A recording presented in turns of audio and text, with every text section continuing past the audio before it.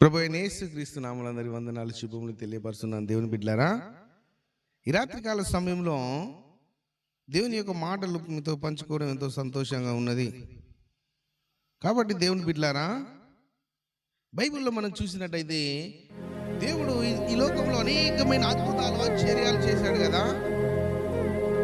మన కన్నులకు కనిపించని, చెవులకు వినిపించని అద్భుతాలు ఎన్నో చేశాడు ఆయన.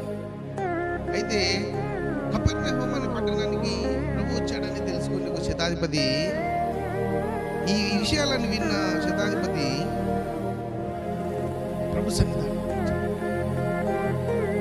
ప్రభు సన్నిధానానికి వచ్చి, ప్రభువా, నా దాసుడు పక్షవాయువుల రోగంతో బాధపడుతున్నాడయ్యా,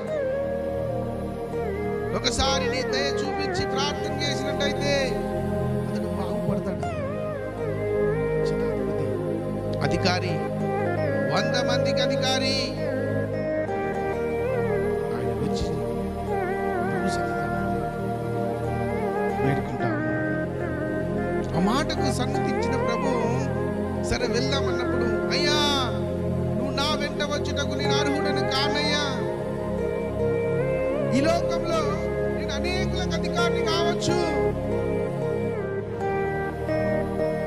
ఒకడు రమ్మంటే రావచ్చు, ఒకడు పొమ్మంటే పోవచ్చు, నేను చెప్పిన పని చేయొచ్చు, అనేకులకు అధికారిని కావచ్చు, కానీ నీ ముందట నేను వట్టివాడినయ్యా, అర్హత లేని వాడినయ్యని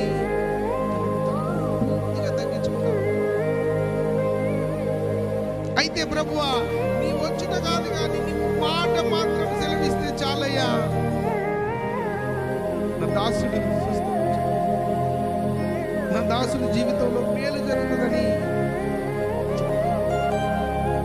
ప్రభు ఆశ్చర్యపోయాడు. ఇదేందయ్యా, ఇప్పటి వరకు ఇశ్రాయేలు ప్రజలలో ఇంతటి విశ్వాసం నిలిచలేదు, ఇశ్రాయేలు ప్రజలలోనే ఇంతటి విశ్వాసాన్ని నిలిపలేదని ఆశ్చర్యపోతాడు. ఆ దేవాది దేవుడు ఆశ్చర్యపోతాడు. దేవుని బిడ్డ, ఈరోజు నీ ప్రవర్తన ఎలా ఉన్నది? దేవుని మాట వింటా ఉన్నావు, అయితే నీ మాటలు దేవుని సంతోషపెట్టే విధంగా ఉన్నాయా? ఆశ్చర్యపరిచే విధంగా ఉన్నాయా? ఆయన దుఃఖపరిచే విధంగా ఉన్నాయా? దేవుని బిడ్డ,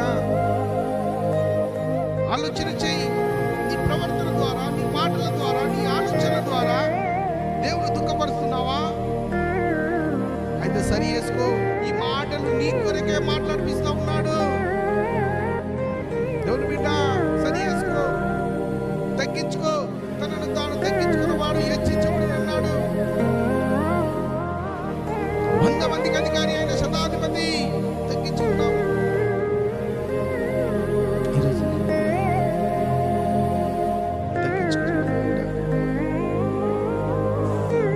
ఆయన ప్రేమ ఎంతో గొప్పది, ఆయన కనికరం ఎంతో గొప్పది.